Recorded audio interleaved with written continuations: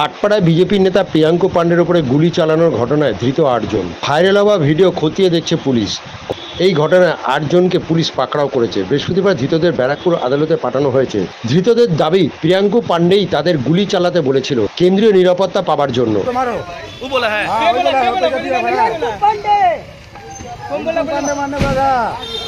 Party में उसका छवि अच्छा होगा, इसलिए पिंकू पांडे खुद ही बोला है। पिंकू पांडे कहीं नहीं मर गया, अपना काम के लिए যদিও প্রিয়াঙ্কু পাণ্ডের দাবি জগদ্দলের বিধায়কের শেখানো কথা ধৃতরা বলছে। এনআইএ তদন্তের দাবি জানিয়ে তিনি আদালতে শরণাপন্ন হয়েছেন। আমি জানিও না কাকে কাকে ধরেছেন, মিথ্যা বলে লাভ নেই। আমরা যাদেরকে চিহ্নিত করেছিলাম এবং যেটা এফআইআর আমরা রিটেন কমপ্লেন দিয়েছি তার মধ্যে 3 জনের নামও বাদ করে দিয়েছে পুলিশ। ইনকোয়ারি করার আগে আমি কমপ্লেনার, আমার দেওয়ার মধ্যে 3টে নাম বাদ। তো সে পুলিশ জানুক সত্যি লোককে ধরেছে নাকি মিথ্যা লোককে ধরেছে। আমরা যতগুলো ফুটেজ যেটা পাচ্ছি সে ফুটেজগুলো আস্তে আস্তে করে সংগ্রহ করছি। যদি তাদেরকে না ধরা যায় আগামী দিন কিভাবে সেটা নিয়ে আইনিভাবে আমাদেরকে এগোতে হবে সেটাই হবো। যে আসামিগুলোকে ধরেছে বলছে যে প্রিয়াঙ্কু পাণ্ডেই বলেছে গুলি চালানো। কথাটা তো ওদের কথা নয়, কথাটা তো জগদ্দলের এমএলএর কথা। এই কথাটা তো সোমনাথ শ্যাম ইচেইনি বলছে।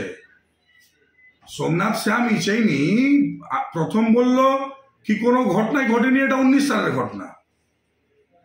পরে তার সিপি নিজে বলছে কি হ্যাঁ গুলি চলেছে, এরকম ঘটনা হয়েছে, খুব দুর্ভাগ্যজনক, আমরা এত লোককে অ্যারেস্ট করেছি। তারপরে জীবিত বোম ওখান থেকে পেয়েছে। ঠিক আছে, বিকালবেলা আবার বলছে যে সিএসএফ নেওয়ার জন্য এই ঘটনাটা করিয়েছে। তারপরে আবার বলছে কি না এটা টোটালি যে আছে একটা ক্রিমিনালদেরকে নিয়ে গাড়িতে ঘুরতো বলে এরকম হয়েছে। তো পুরোপুরি ঘটনাটাকে ওরা পুরোপুরি ফাঁস হয়ে গেছে, সাধারণ মানুষ জেনে গেছে, সাধারণ মানুষ বুঝে গেছে যে সোমনাথ শ্যাম ইচেইনি আর ওর যে বড় লিডার আছে ব্যর্থ ভৌমিক, তার কথাতে আমার মার্ডার করার এরা চক্রান্ত করেছিল। তাই ওরা বলছে যে সিএসএফ নেওয়ার জন্য করছে, নিজের থেকে নিজে করাচ্ছে। আরে ভাই, নিজে থেকে নিজে করায় তুমি নিজের উপরে গুলি চালিয়ে দেখো না, তখন বুঝতে পারবে গুলি যখন সামনে চলে তখন কেমন লাগে। বুকে জোর আছে তো, বুকে জোর আছে নিজে গুলি নেওয়াটা। আদালতে দ্বারস্থ হবেন কি এনআইএ তদন্তের জন্য? 100% যাব, কোনো ডাউট নেই।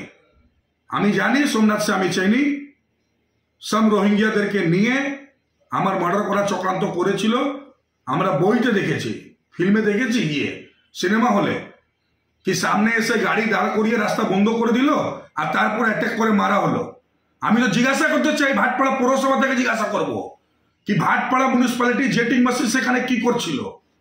হঠাৎ ভাটপাড়া মিউনিসিপ্যালিটি জেটিং মেশিন রাস্তার উপরে কি করে দাঁড়িয়ে গেল, রাস্তা বন্ধ করলো?